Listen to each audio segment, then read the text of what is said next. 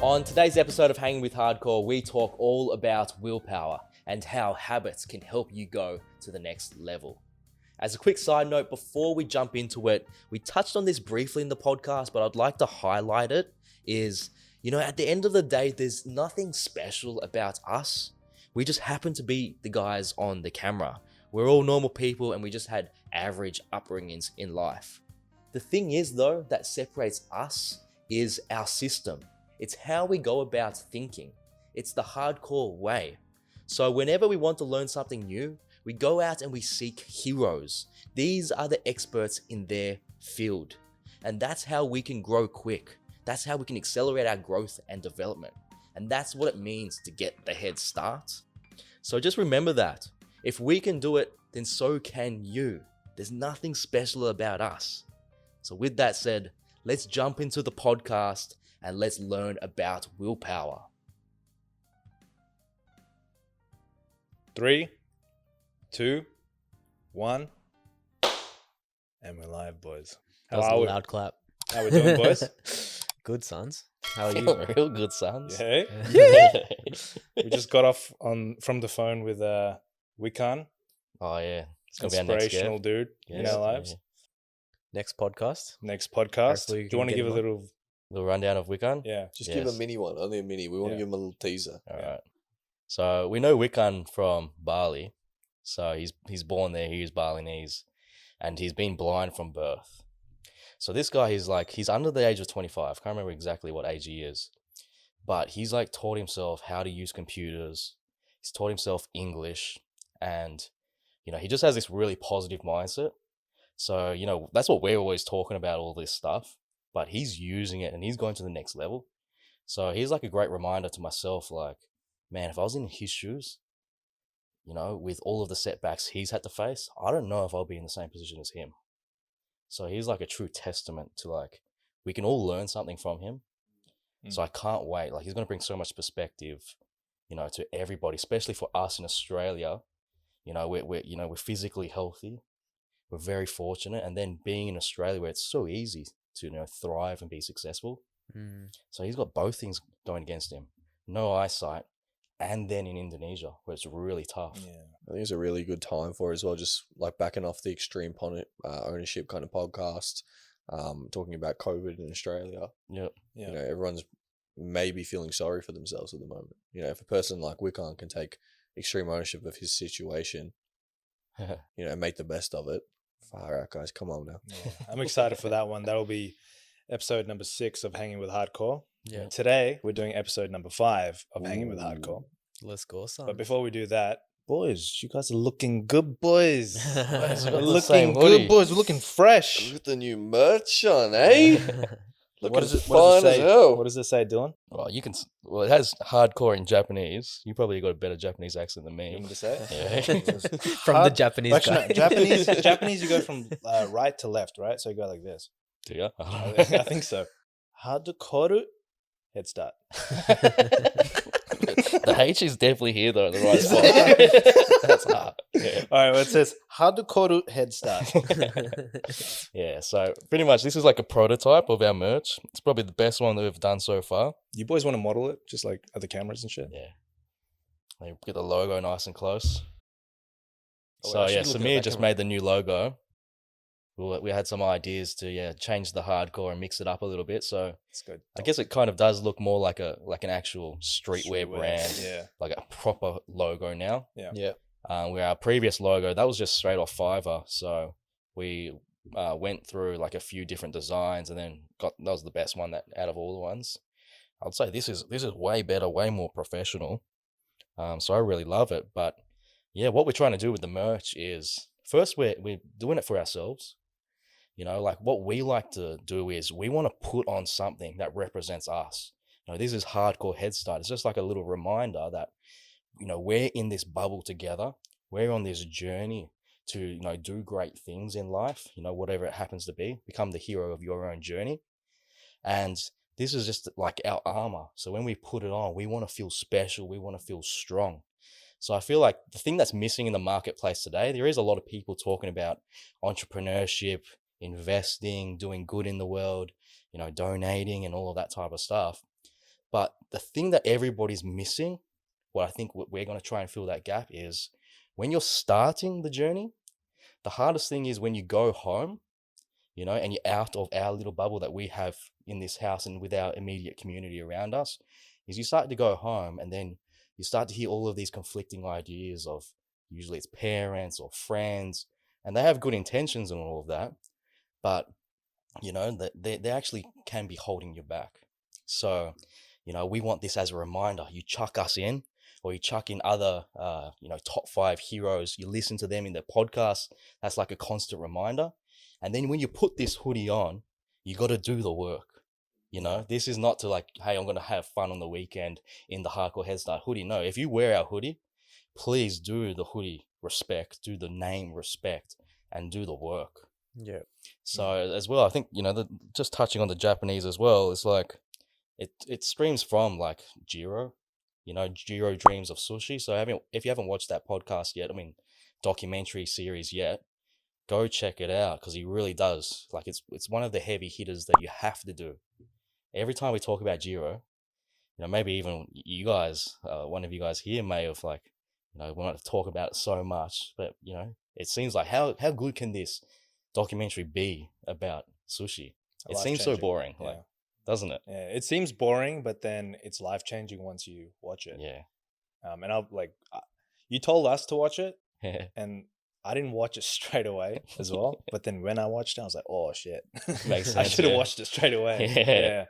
Yeah, I've watched it that many times now. yeah, it's Just to really embody it. yeah. It's Yeah. it's I feel- everything. It's kind of like, to me, like Rich Dad Poor Dad. Everybody hears read Rich Dad Poor Dad, but so many people are just like, oh, if I've heard it that many times, it can't be that good.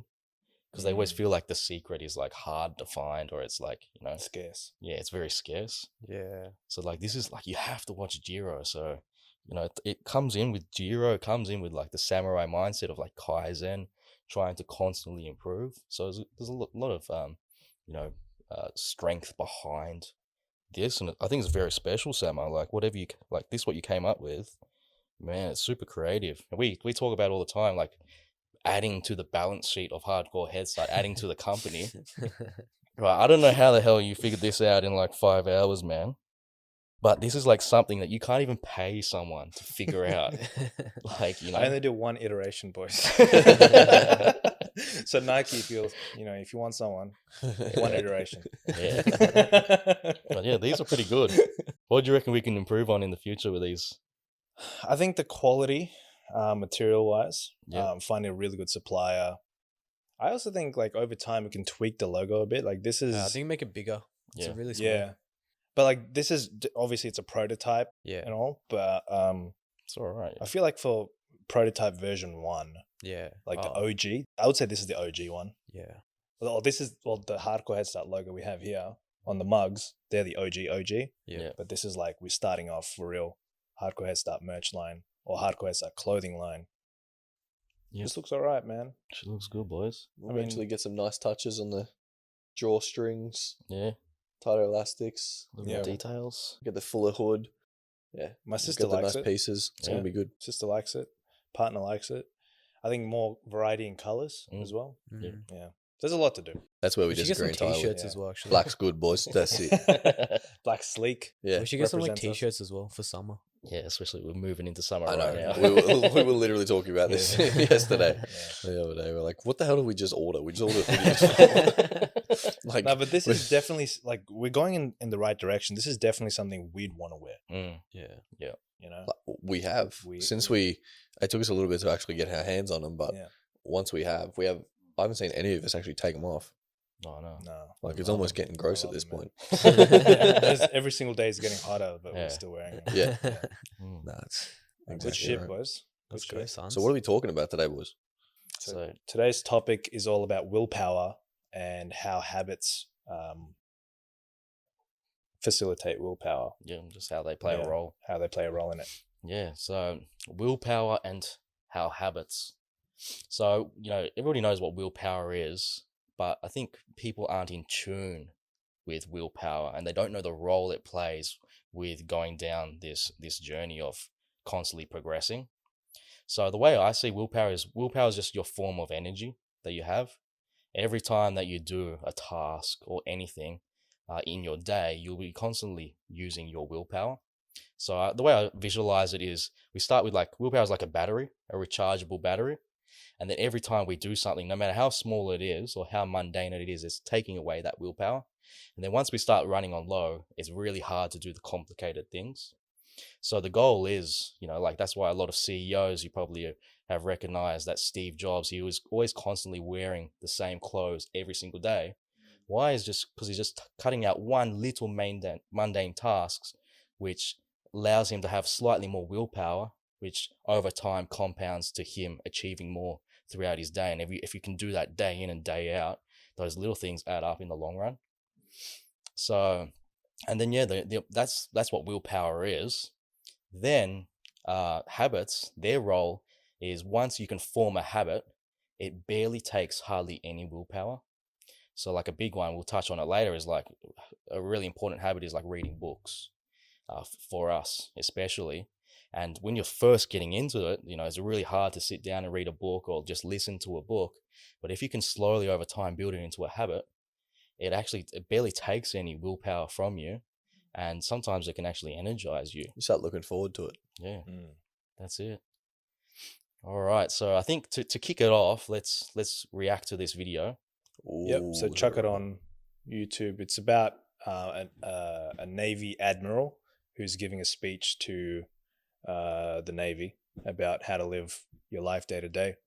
Let's go, boys. To me, basic SEAL training was a lifetime of challenges crammed into 6 months. So here are the 10 lessons I learned from basic SEAL training that hopefully will be of value to you as you move forward in life. Let's go, son. Every morning in SEAL training, my instructors, who at the time were all Vietnam veterans, son. would show up in my barracks room, and the first thing they'd do was inspect my bed. If you did it right, the corners would be square, the covers would be pulled tight, the pillow centered just under the headboard, and the extra blanket folded neatly at the foot of the rack. It was a simple task, mundane at best, but every morning we were required to make our bed to perfection. It seemed a little ridiculous at the time, particularly in light of the fact that we were aspiring to be real warriors, tough, battle-hardened SEALs. But the wisdom of this simple act has been proven to me many times over. If you make your bed every morning, you will have accomplished the first task of the day. It will give you a small sense of pride, and it will encourage you to do another task, and another, and another. And by the end of the day, that one task completed will have turned into many tasks completed. Making your bed will also reinforce the fact that the little things in life matter. If you can't do the little things right, you'll never be able to do the big things right. Facts. And if by chance you have a miserable day, you will come home to a bed that is made. Facts. That you made.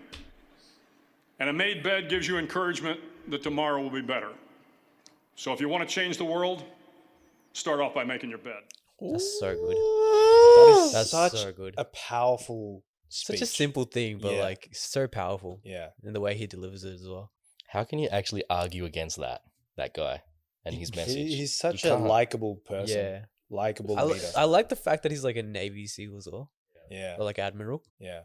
Which is the highest rank. Yeah. And the highest rank officer or leader is telling you, do your bed. Make your bed, yeah. Start your day by doing your bed. Yeah. It's got to be perfect. It's got to be a certain way. Yeah. And I think we talked about it last podcast as well, but like Jordan Peterson says like, clean your room. Yeah. Like it's the same idea. Like if you come back to a clean room or a clean house, Yep. and if your day's bad, you come back and you're like, oh, at least my room's clean. Like I've done that thing. Yeah. So you won't like be too hard on yourself. One of the things I love in there that people might skip over when they're listening to it is the amount of detail that they go to actually getting it right. Like it's similar to what Dylan was explaining before with the Kaizen philosophy, what we've spoken about in the last few episodes of, attempting to achieve perfection through progression, like getting better all the time. And that, attention to detail whilst also building momentum, because it's, that first thing of the day done right, done well, gives you that little spurt of energy to go and get the next thing done right. Why do you guys think he said do your bed first? Or like, we'll do it right. What's the purpose of that? What do you guys think? If you had to explain. I reckon, yeah. Oh, you want to go? Yeah. Oh, yeah, sorry. I was gonna say, like, because that's the first thing you do, right? Like, you get out of bed, and if you leave the bed messy, then that's like the first thing that's like you've already failed. Yeah, you're starting on a loss. Yeah.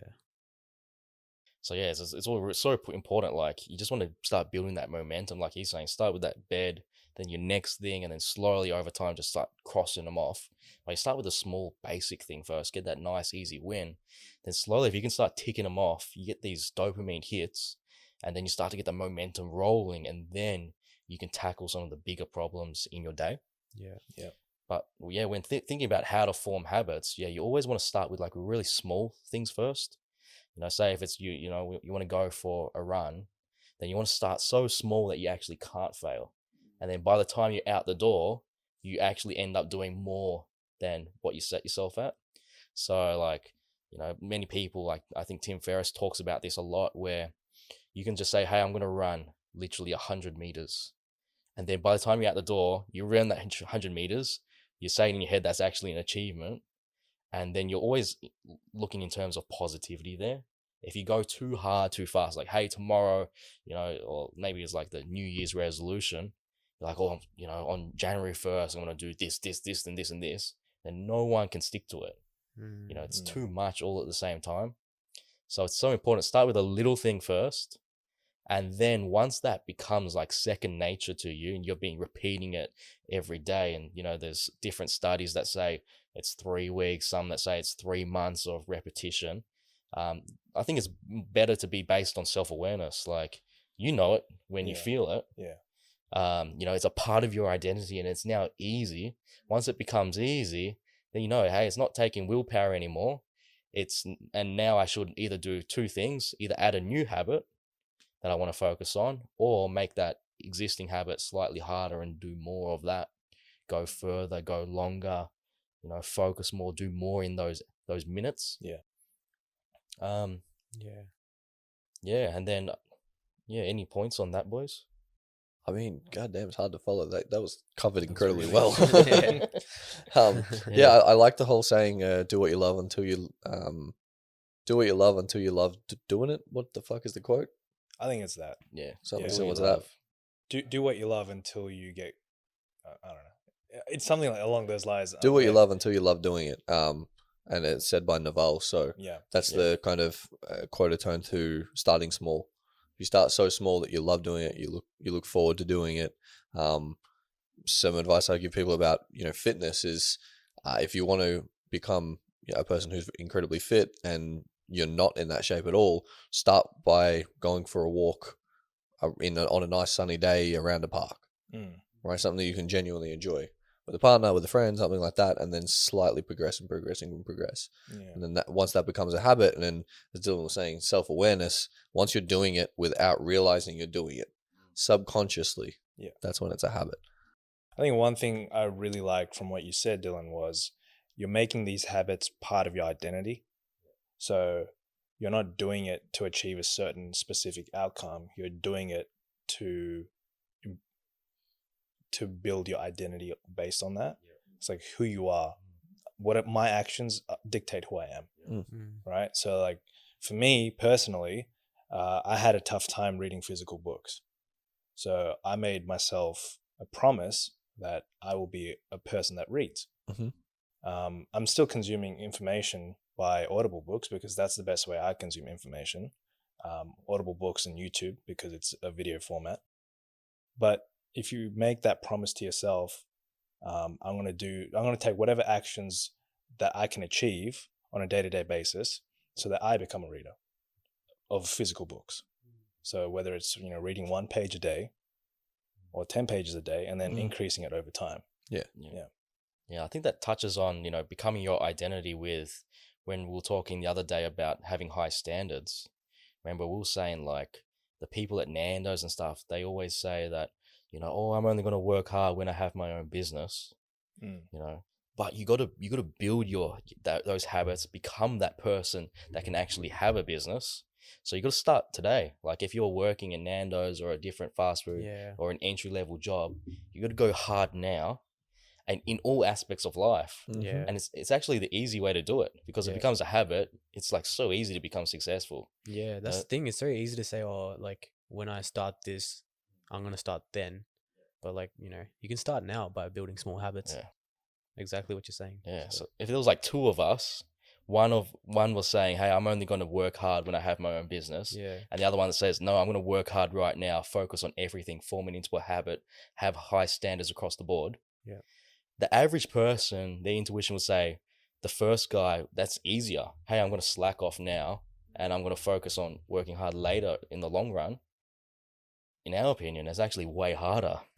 You're shooting yourself in the foot. It's better just do it in all aspects of life. Start at home, Yeah. then in your workplace, in your local community, and it becomes you.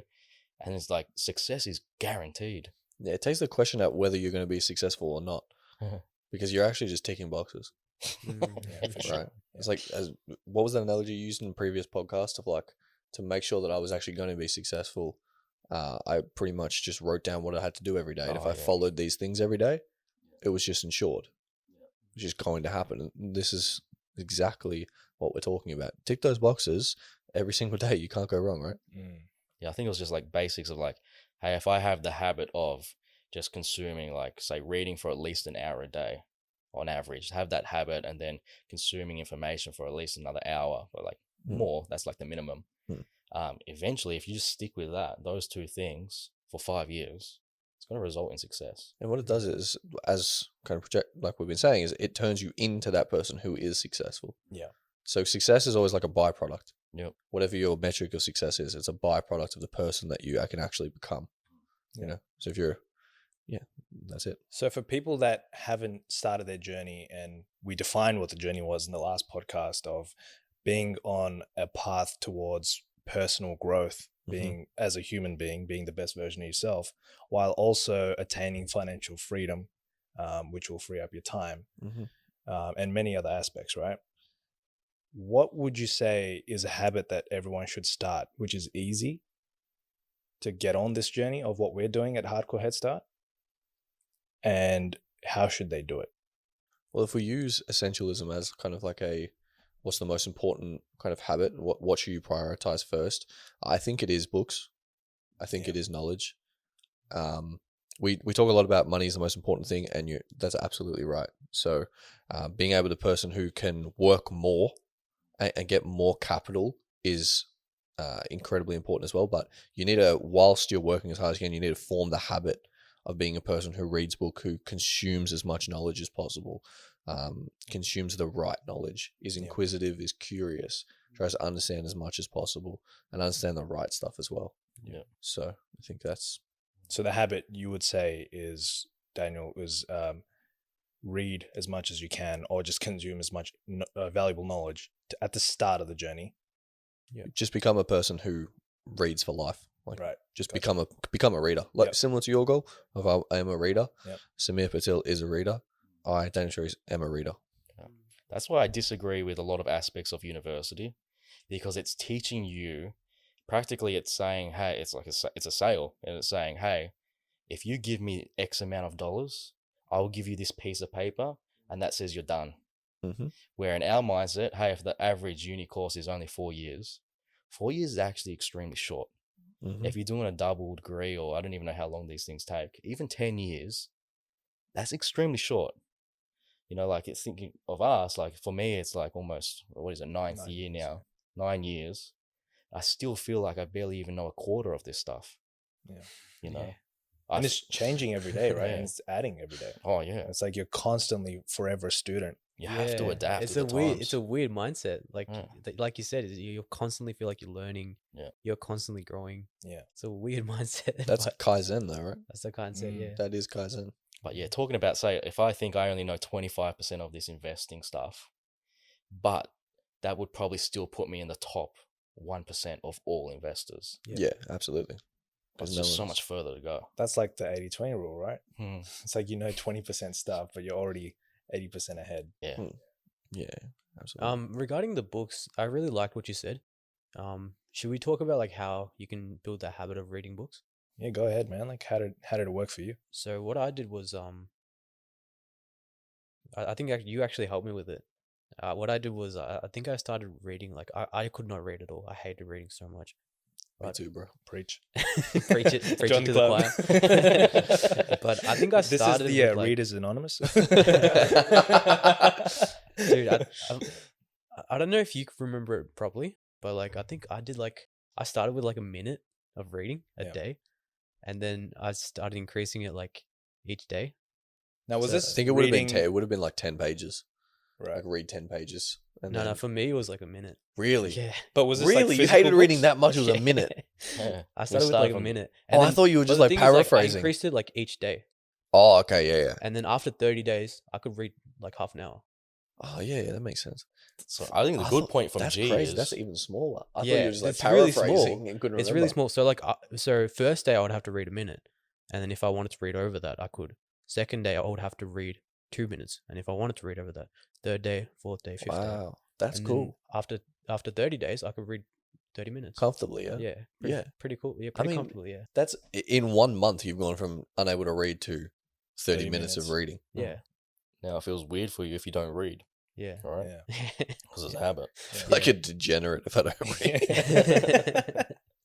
But I think the major key point is G was, with all due respect, you were at the lows of all lows. And now look at where you are now. I'll take that. You were degenerate. Thank you. Thank you. He said thank you. Thank I'll you, take Daddy. that. But, Yeah. as well with all of us, we're all examples that there's nothing special about us. All we do is we have this thing called the hardcore Headstart way. We have this system that we're building, we've already built, and it results in success, and the stuff works. And I think it's really good that this is in podcast format because it sells it to the audience and shows them how important this stuff is.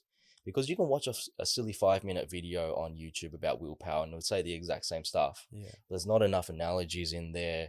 Personal experience. Not enough Yeah. repetitions. Yeah, not enough repetitions. It's too quick. It's gone in one ear and out the other. It might look all fancy and all of that. But that's why I love this podcast format. Yeah, Yeah. absolutely. And I like, didn't and know like that, you, G. you could like watch a motivational video like every day, but the main thing is you start. Yeah. Yeah. Yeah. And you start as small as possible so you Yeah. can build it. I'm really obsessed with that idea of just like starting. Because I was talking to someone, I think it was actually Marky. I was speaking about Marky's trying to create a new habit of getting up earlier.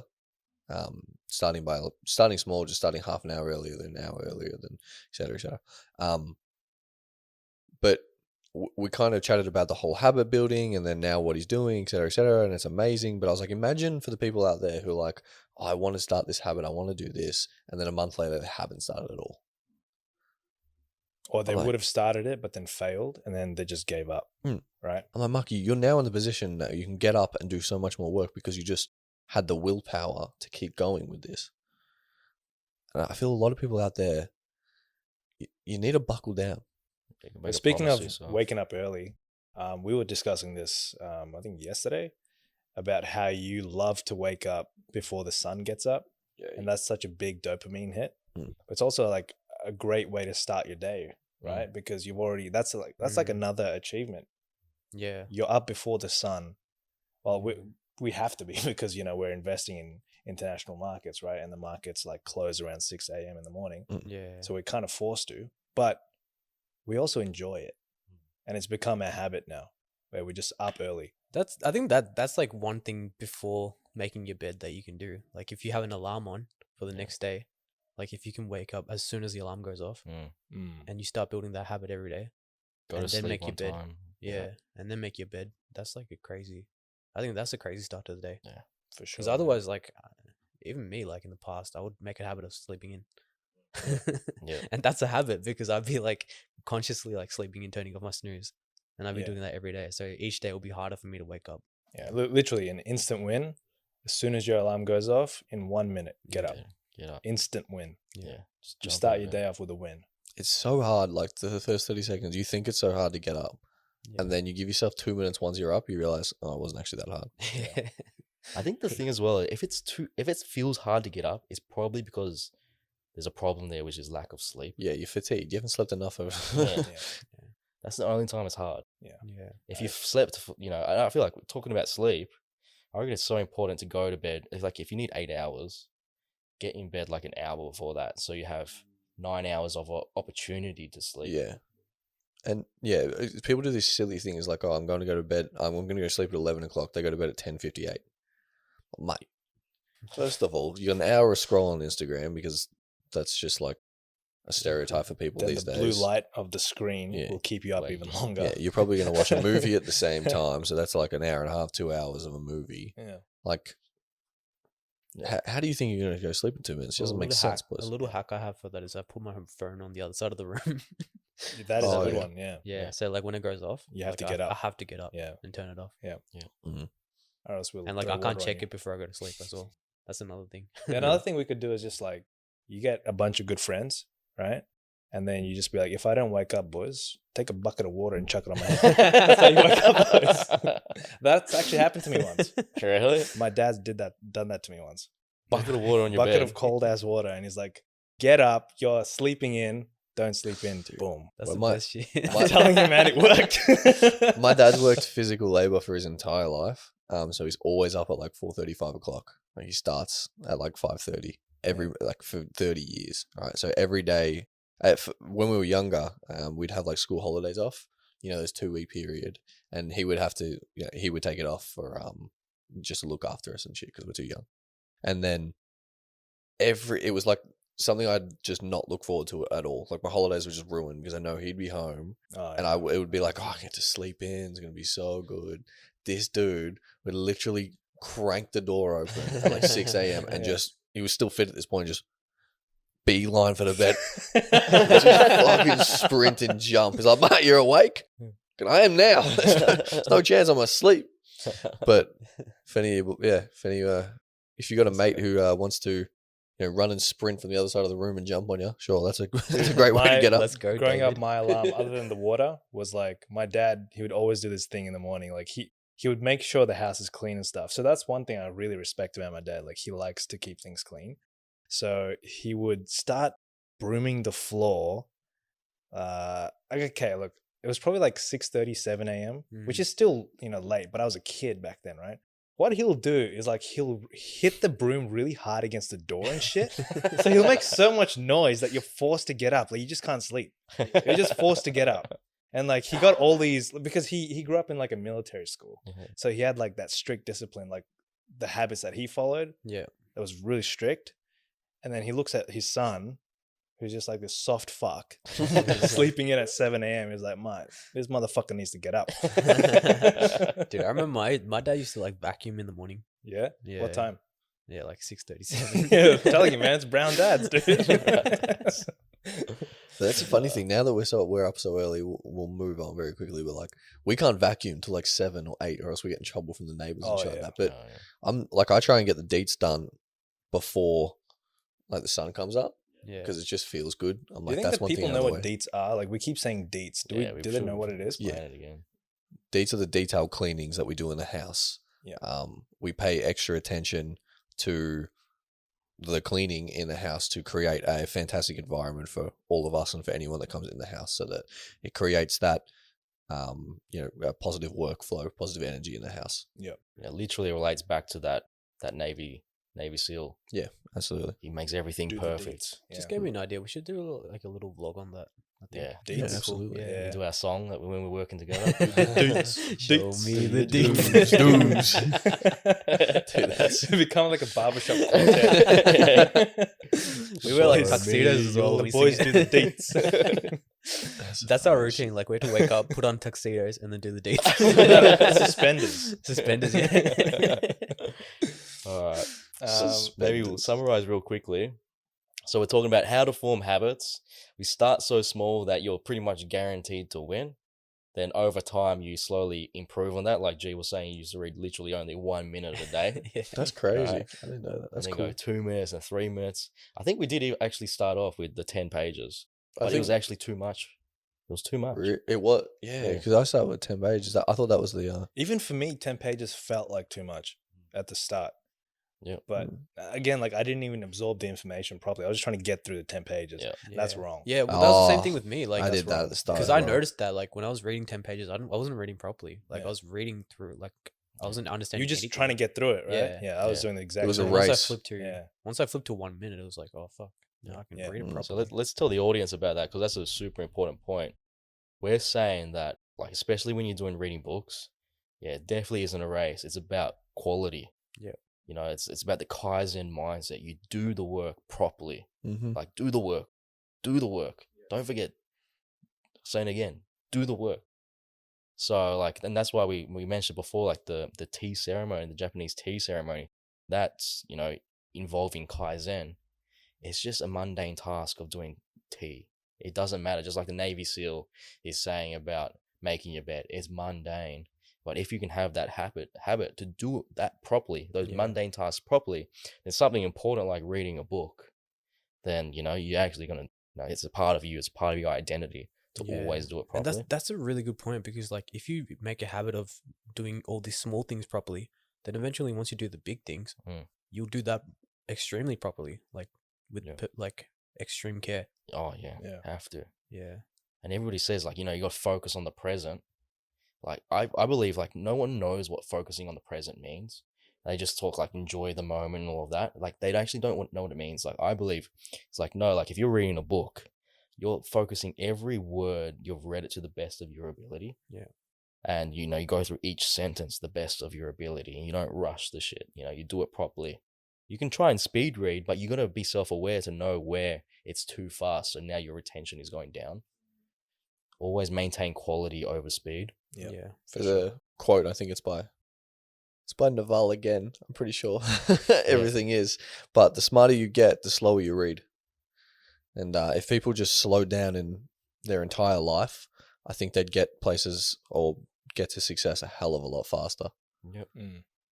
So yeah, once something becomes second nature to you, then that would be, you know, part of your identity. That means it has become a habit. And then, slowly progress, add more habits. But just to wrap it up, what we have here is just in the corner doc. So we've got what we like to do is get a big ass calendar. We actually get bigger than these ones now, but this is one that I had in the past. This is from like 2018. So the exercise that we like to do is usually just start with like one habit. So before I did have calendars previous to this one, which were a lot better examples, but they were stuck to the wall. This is the only one that was actually plastic. So you can see here, like, I've just written in blue, like, diet, to just make sure that I'm following my diet. And then what the goal is to make a chain of every single day, blue, diet, and every day is tracked there. I then be honest with myself and I write down if I did a cheat day. And cheat day, according to me, with my high standards, is, hey, I went over my calories by 100 on that day. I don't want to class that as a cheat day because I cheated myself. And the goal is, like, you know, next you'll do, like, say, if running was important to me, I'd write running in green and then try to make a chain of exercise and just have something there and constantly try to improve. And then before I used to have books in orange, but by this stage, books had already just been hard grained in. I was just really struggling at this time because this was already when I was quite successful financially and in terms of knowledge, that I had problems with diet and health. So I wanted to gain that back. So those were my two go-tos. But actually the goal is, if you're starting out, you actually want to try to create like a beautiful rainbow of everything. And I heard that someone was doing this where they had a beautiful rainbow of like 5 colors going, 5 habits. It was going for like 3 years. And then they had like a Christmas dinner and they realized like they were missing out on their run for that day.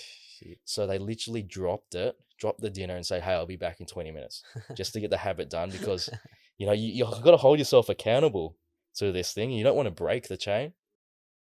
And I think it's just as well, like what I've learned over the years is like humans are just very visual creatures. So like having something that you can actually see and you can't lie to yourself. I do have like some big gaps here where there's nothing on it, but yeah, that was three holidays that I went on to Bali. Don't think I'm a lazy fella, but it just wasn't here to actually I was going to say, what? It's just blank. What happened here? What happened in the month of September, Dylan? He's just tripping. Yeah, you know, it'll be very easy for me to like make this like a perfect rainbow and all of that, but I don't want to lie. I want to be honest. Yeah, facts. This is what it is. I think that's the most important takeaway, right? Is to be true to yourself. Yeah. Do not cheat yourself. Yeah. If you miss it, it's okay. Yeah. State that you've missed it, write it down, and the next day, don't do it. Imagine you lie to yourself for about a year. You keep writing it down. They just You're like- keep writing missed. Yeah. Oh no, you're like, oh, I've got this habit now. Like you stop tracking it, Yeah. and then a year, 366 day, you're like, oh shit, I actually don't have this habit at all, and you forget it. And this also relates to ego as well, or you can chuck it down. But yeah, this also relates to ego. And what I mean by ego is not like, hey, this guy is egotistical and up himself. But ego is actually, very complicated. And one of the factors of ego is sometimes you have like a personal bias. Like you think higher of yourself than what is actually reality. You're more idealistic rather than realistic. So what I mean by that is, I know it happens to myself every single day. And I would say, hey man, like I've been pretty good with my running and I've been slack with actually writing it on my calendar. Then, I always have my Garmin tracking like every run. Plug that thing into the computer. You get the data. Boys, I'm terrible. You're not even good. Boys, I've run the last 10 days. Plug it in. Yeah. I've run 2 days. No, I've ran twice this month. So, Why yeah. am I not losing weight? In your head, you're justifying running down the stairs and shit. And you're like, nah, that's a run. That counts, man. That counts. But yeah, that's definitely a key learning lesson for everybody. Just that self-awareness, understanding your ego, and how all of that plays a role. I think you had a example, Samuel, of, what was it, Jerry Seinfeld? Comedian? Yeah. So it's basically the same principle as your yearly planner. Essentially, he was doing a show, like an open mic show, like way back in the day before he became really, really famous. At this point, he was somewhat famous. And then this up-and-coming comedian came up to Jerry Seinfeld and asked him for advice. He was like, if I want to get better at being a comedian or to be successful at being a comedian, what do I do? And then Jerry Seinfeld told him that get yourself a yearly planner, literally the same shit, and then write for 15 minutes of comedy. Write 15 minutes material every single day. It doesn't have to be good. It could be bad, but just do 15 minutes every single day and then cross it off every single day that you do it. And then just keep doing it every single day and then constantly add more time towards writing your material. And it's the same principle as this, man. Yeah. Like, don't break that chain. Just create your chain of habits and you look at it. It's a visual thing, right? So you can look at it and you bring yourself to keep doing it because you've put in so much effort and time into building that chain. You don't want to break that shit. Yeah, we've said it a few times, so this should not be a secret anymore, but progression comes from repetition. Right, that's one of the it's another key point of forming a habit is repeating it consistently, doing it all the time. Yeah. Progression success comes from repetition. It's that simple. I think you're saying like Jerry Seinfeld, he's like a big red X, doesn't he? He just crosses a big it like red X, so it's like visually there. Yeah. It's like nice to see. every day. Boom. Can't miss it.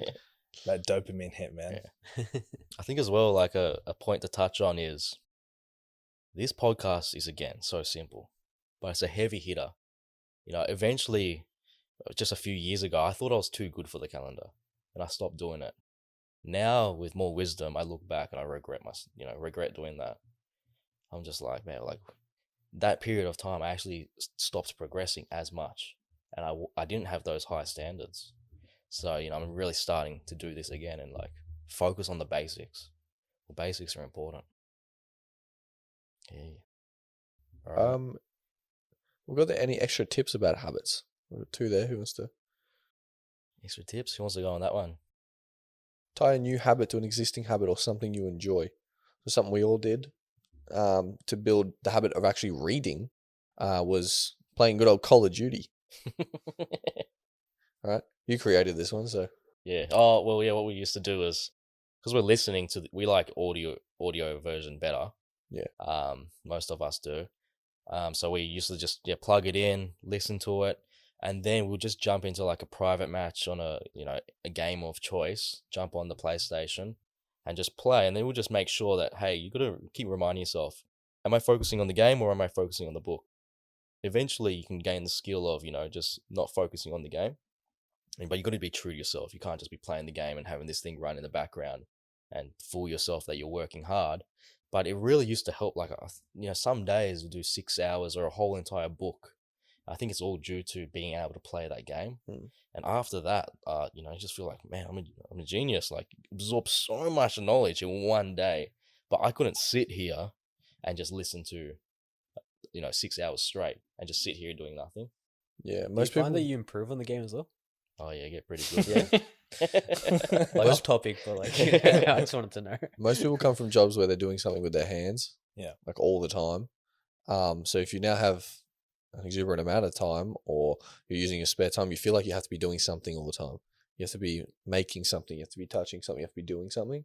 So that was a way for us to be able to kind of release that energy to do something with our hands, so we could focus our mind. I found cleaning works as well. Yeah, that's a good one. Gets a few things done. Yeah. You get to clean your whole house while you read a book. So that's a ripper. Cleaning, I love lifting. So I like exercising a lot. So I would lift weights and listen to an Audible book. For physical books, what I like to do is I like to be in a zone where I'm fully zen. Because in my life, I've noticed that I'm very agitated, like internally. Like I can't sit still because I'm just like, I just want to move all the time, right? I can't sit still. So lately over the years, I've just been like trying to calm my mind. So I like listening to binaural beats, which is like, it beats at a certain frequency. And I love that, right? Because it just centers me and it just brings me to this place of like, I can absorb information. I can think clearly now, right? And then I'll read a physical book on top of that while listening to those beats. Yeah. And that helps a lot. So I feel like I'm in a garden every time I put that on, and like a really zen garden, and I can like physically read a book. So it's like I'm curating my environment in a way that allows me to do this habit. Yeah. Being about curating environment, which is, that's a massive point, is when we first started the journey, we had a resources. So I had to work in the bedroom. We had to work in, the bedroom, which I found once I was able to move out of my bedroom and into like an office space. So we're really lucky here, or in our previous house where, we had the separation. I found more productivity by separating those two environments. So when I'm walking into my bedroom, I'm sleeping, I'm relaxing, I'm, doing a certain task. When I'm in the office, I'm doing a certain task. That's work. So once I cross that boundary of office, I'm working. That's all I'm doing in there. It's grinding, which that's what we're straight doing. So that kind of having that distinction between having that you distinction. Associate your room with recovery, exactly, relaxation, and restoring your willpower battery. Perfect. Right? And then we have the environment of the dojo, which is the upstairs office where we're all together working and we can see each other working and we feed off each other's energies in that way. Perfect. That's exactly right. Yeah, something that we used to do as well is like go to like the state library in Melbourne. So like it's just got, it's such a grand building, and then everybody's there just to study. So it feels, for whatever reason, it's just easy to just tap into that and then also do the same amount of work. So yeah, what we used to do before is like, we used to call them like hero days, where we'd go out and we would just like try to pump out like a week's worth of work in a single day. That was our concept. And I think we should start doing it again. As soon as lockdown and all of that's over, go to the city and just dedicate the whole day to like reading like physical books. Yeah, that was really good. Yeah. That was really good. Yeah. I think at the start of the journey, we focused on two things, which was the knowledge, but also finance, right? What habits would you guys, like tips for habits would you guys say for finance at the start of the journey? So obviously we got to save money, right? And not spend it. What tips or what habits would you say we should develop for that stuff? Or what worked for you guys? Stop going out. I think environment's like a key point. Don't put yourself in environments where you have to spend money, right? So if you're still going to clubs and stuff like that, it's a stupid idea. If you're around certain people that always spend money, or, simply, if money is a required tool for wherever you are, separate yourself from that. Or even start with like a saving goal. Like if you have no experience in saving at all, start with like saving $20 a week if you can, and then gradually increase that every single week. Yeah. I also think people should start doing a severe audit on their expenses. Yeah. Because if you truly want to become successful financially and you want to be on this journey, you've got to know where your money's going every single month. Yeah. Where is it going every week? What are you Yeah. spending it on? That's a good point. Like sit down one day or every couple of days and see where your expenses are going. I know it's gonna suck. Yeah, because it'll you're gonna suck. feel It'll like definitely shit, suck. right? But you need to get that shit done. Yeah. Check Yeah. your subscriptions. Yeah. The two biggest ones, check your subscriptions. Yeah. Because, There you go. god damn, they're hard to cancel. They come from goddamn nowhere. Yeah. And check your actual food bill. Yeah. Oh, yeah. That's f- another one. Are you eating out too much? Yeah. Yeah. Should you be buying that coffee? Yeah. Should you? Coffee's marked up a lot. Do you need Macca's today? Everyone buys $100 worth of groceries every week and then eats out 5 days a week. Yeah. I'm Yeah. like, it doesn't make sense. And then all the groceries just go off. It's not like Yeah. it's not like I don't Pretty do it. much. I'm terrible at it, but Yeah. I like eating out. But yeah, But yeah, talking about that, like, like actually going and checking your finances to see what's coming in, what's going out.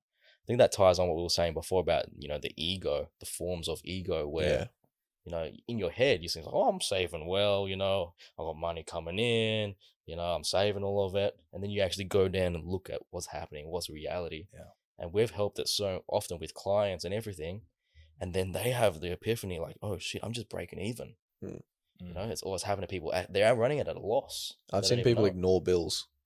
Yeah.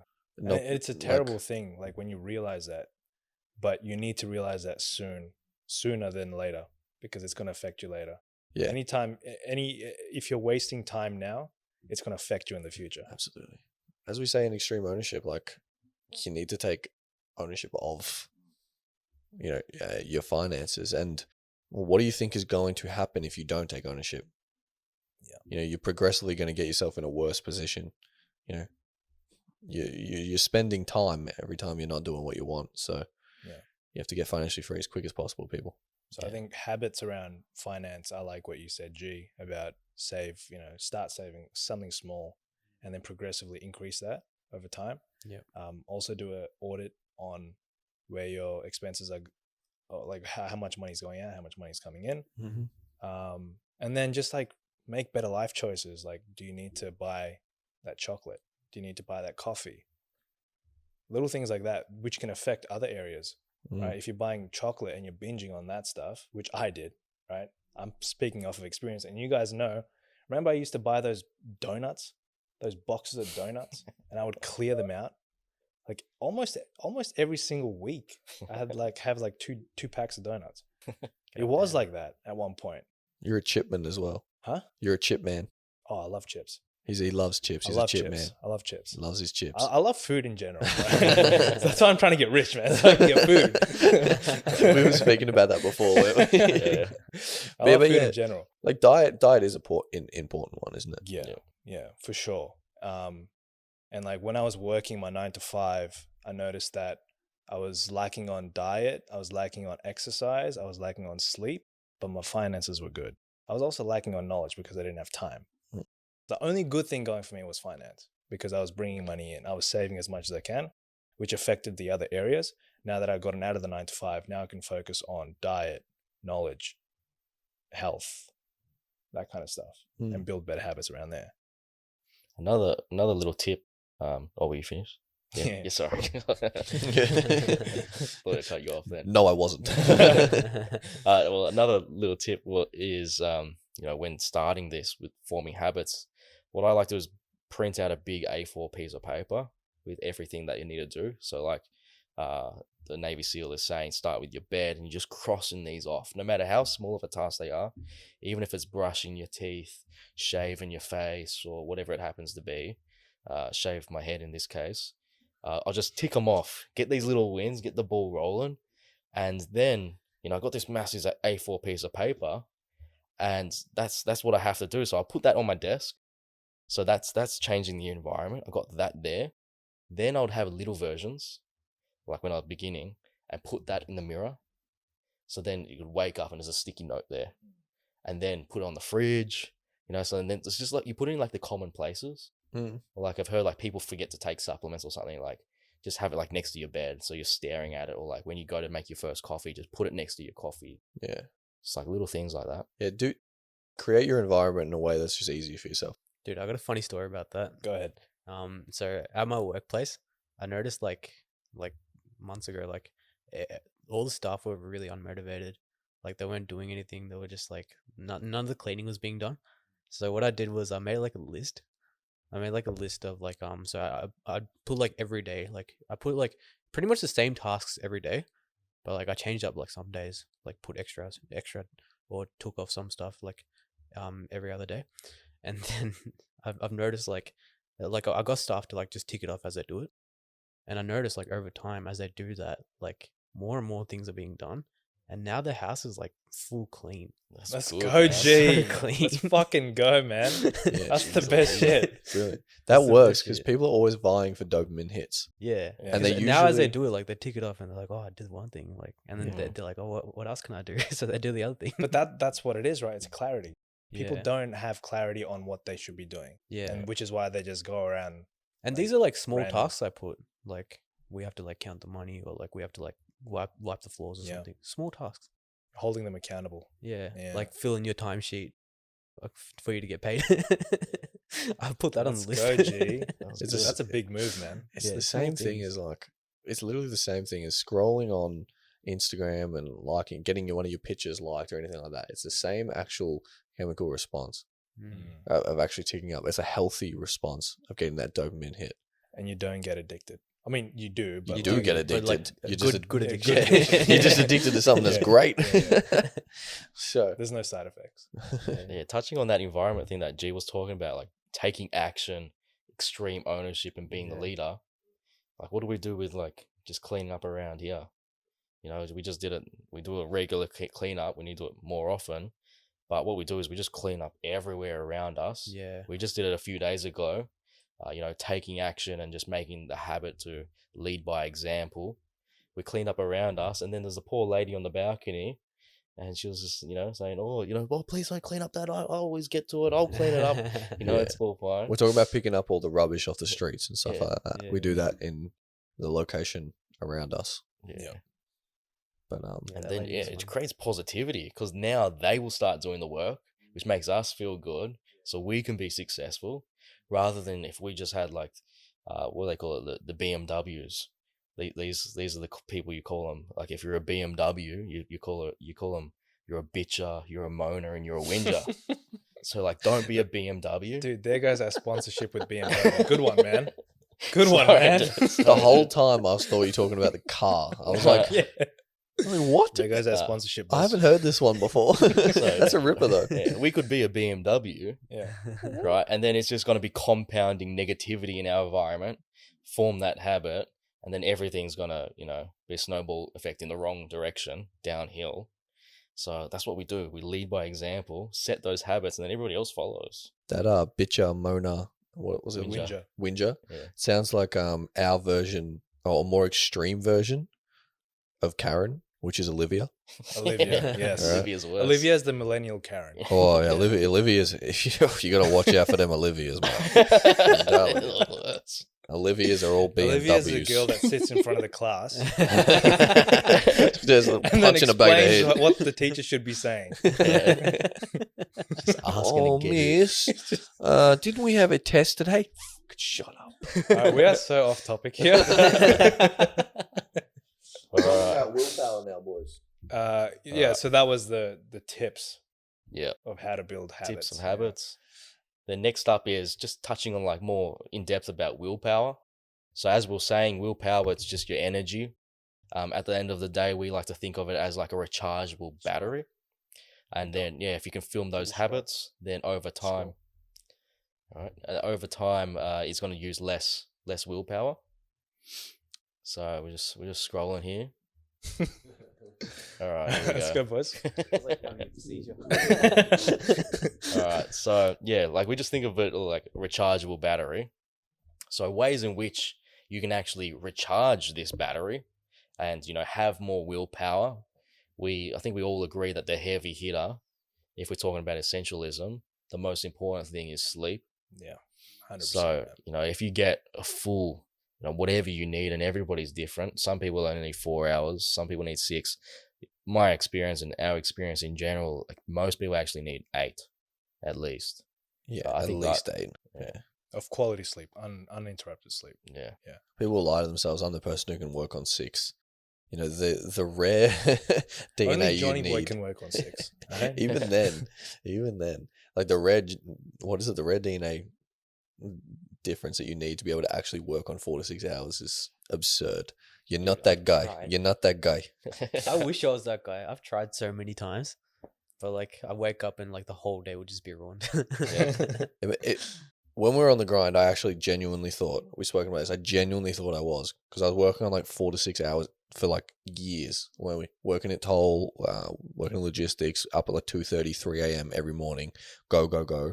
I genuinely thought I was, but it's not until you have the chance to start sleeping more and operating at a different level, and you're like, oh shit, imagine if I was sleeping 8 hours, how good I could have been. Yeah.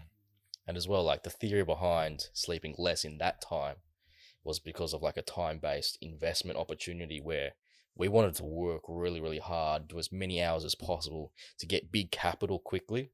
Because if you can get big capital quickly, like early on in life, that if you invest that and compound that over time, it really does make a big difference. Like if you can just invest $10,000 before age 20, at the interest rate of 20% per year, which is actually very achievable because technology investments are actually compounding at 30%, like Apple and Amazon, Nvidia, all of these great companies.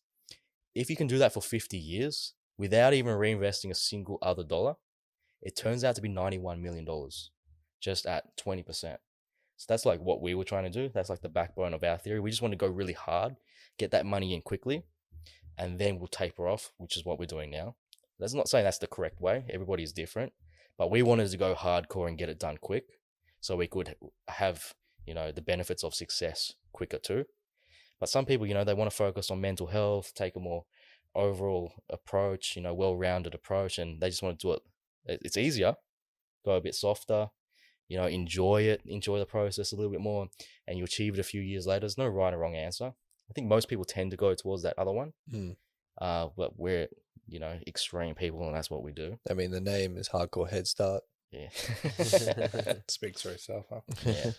But as long as you're you're trying your best, we wanted to be that A+ for a very, short period of time. But right now, to be honest, we're not working that hard anymore. And we don't want to work that hard. We actually want to enjoy our success and have fun together because we've earned it. I think we've switched from working hard to working smart now. We think more now because we've got time, we've got knowledge, and we're still building on that knowledge. And the good thing is, like, if you look at all these rich millionaires and billionaires, once they hit a certain level and they have a certain network of people, they can just make deals all the time. So they're not confined to a certain job. They can just make deals in different areas and money just comes in. So like you set yourself up to a point where you don't have to restrict hours into something to earn a certain income. And then that just like, you actually get more reward from that. Yeah. We're in a different place now, which is great, but I think the really important thing to note is, well, for me, I think it's really important to know that I am actually capable of that, because I'm assuming, and I absolutely 100% sorry, there will be another time in my life where that's necessary. I will need to go back to that, and I know I'm capable of it. Like, I know the savagery that was happening at that time. I know it's possible. So I know that I know I can do that. Which I think a lot of people, as Johnny Boy said in his last podcast, a lot of people don't push themselves to the point, so they don't actually know what they're capable of. Yeah. Or their standards are so low that they think they're working hard, but they're only doing 50 hours a week. Yeah. They still got another 50 hours. And even if you did 80 hours a week, you don't actually get that tired at 80 hours a week. You don't. Do it for a couple of weeks. You move on pretty quick from tired to you're just functioning. It's just happening. So, yeah. Yeah. Touching on sleep again, like, I think it's so important. Like, there's a big difference between, for me, I reckon I need 8.5 hours sleep, especially if I'm exercising. If I'm not exercising, then it's probably only 8 hours. That's me personally. And I find that, I'm very in tune with my body and very self-aware. If I get 8.5 hours, I feel like I'm operating at like, my battery's like 90% full. There's other factors that will help get to 100%, which we'll touch on in a sec. But I feel like if I only sleep 7 hours, my battery only recharges 50%. So that's why it's like the heavy hitter. Like, that's why we put sleep there. I think it's the most important one. Get that one down pat. Then the rest are just like little cherries on top of the cake. Absolutely. So yeah, the other ones are like exercise. How's that been for you guys? Like, what's the importance of exercise? Man, this is like, exercise to me is like one of those things that people have said, oh, if you want to be productive, or all successful people always exercise, but people skip over, ignore every time. I'm telling you, you exercise, you get that adrenaline pumping, you get a little bit of sweat going, you feel better. You just feel better. And like, we have been exercising or doing some form of moving, getting the blood pumping as human beings the entire time we've existed. It's what we're meant to be doing. For me, exercise is more of a mental than a physical game for me. Absolutely. Like, I love to lift weights and I love to lift heavy, right? So I've set a standard for myself of how heavy I want to lift. And every single time I go to the gym or I work out anywhere, I always try to break that. And when I know I can break that, right? So then I go to a level where I can't lift anymore. And then I know my limit. And I carry that same kind of principle to everything else that I do. Like, I want to fail. And when I exercise, I do fail. But I learn from that failure. So it's like a key takeaway from lifting and exercising. And also, like, you get your blood pumping everywhere, right? That's a healthy thing to do. So for me, exercise improves your willpower for sure. Building muscle is actually the perfect analogy for success. For habits, yeah.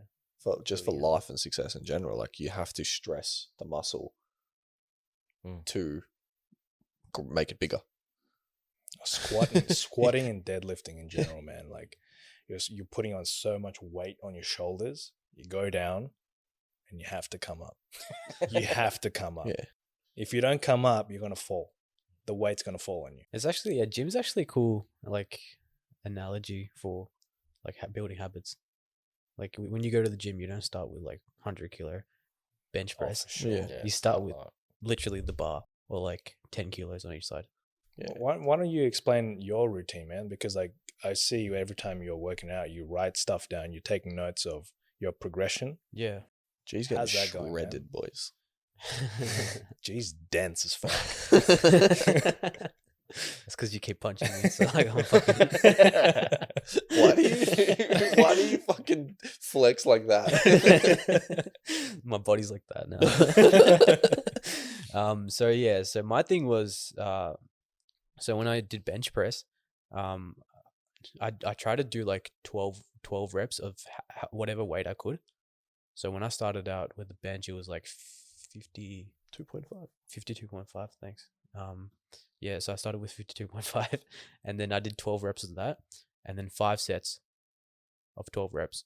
So I would take like 2-minute break in between and do 5 reps. So that'll be the max for that day. And then next day, next week, I'll come in and then I'll do 55 kilos. So I'll increase the weight, but do 7 reps. And then the week after, 8 reps. Week after that, 9 reps, 10 reps, 11 reps, 12 reps. At 55. Yeah, 55. Right. So he's highlighting progressive overload there. Yeah. So if you've heard of that before, that's what G's talking about. Yeah. And I feel like exercise is like a beautiful representation of willpower and habits, right? Of like the outcome of habits and willpower. You can physically see yourself getting stronger. And like once you like physically see yourself getting stronger, you can visually see the progression. Yeah. And that momentum carries on to other things in your life. And that's the thing. So I started, so I didn't want to overwork myself too much. So I started with that, just the chest. Yep. And now I've started like incorporating other chest workouts as well. And we're lifting more. G and I are the same, pretty much similar stages. We're lifting more for reps now than we could when we were doing, 4 hours of chest together as the boys as like 1 rep max. It's crazy. It's crazy when you see your progress. It's crazy. Just in terms of like recharging your battery, in terms of exercise, I wonder about you guys' opinion about. So if you wanted to recharge your battery and feel fresher tomorrow, like mentally, like you just feel more uplifted, what's better for you guys? Like, is it, say, working out in the gym, doing weights? Is it going for a run outside or a run on the treadmill? Or is it going for a bike ride, outside? Or is it going for a swim? Like, how would you rate like some of those activities? I have to drain a certain amount of energy from me to mentally feel good. In the morning? Huh? In the morning? That just doesn't have to be in the morning, just when I'm talking about exercise in general. I don't want to exercise for just like, I can't exercise and just go for a walk. That's not exercise to me. I have to do a certain amount of like mental, that it has to take a certain amount of mental capability to actually get it done. And that way I'm like, fuck, all right, I got another thing done. Well done. And it's like a slight progression for me. And I know that doesn't seem like recovery, but for me, progression is recovery. For me, same as running. I would rank it as weights first, then I would do running outside, and then the rest. Yeah, I'd say running first for me. I haven't really figured it out for me. I like, because for me, like gym right now and running and all the exercise is just momentum. Like I it's something I want to like. I have like weight goals, or like I have like physique goals that I want to reach. So like, let's go, G. Let's go, G. Yeah. Look how he's flexing.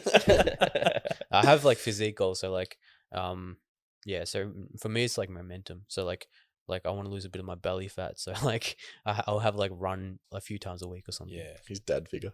My dad figure. What about you? A good sorry, no. You Yeah, go, for go. me, it's easily the bike rides. If we're doing the bike rides as like friends together, by far outweighs. Oh, so I'm assuming it's got to do with the view, like being able to aesthetically see different stuff as well. Yeah, and like just like I feel better, Yeah. a lot better from bike rides. Yeah. Like compared to just being stuck in one place. Yeah, fair but enough. yeah, bike rides. I really like running actually.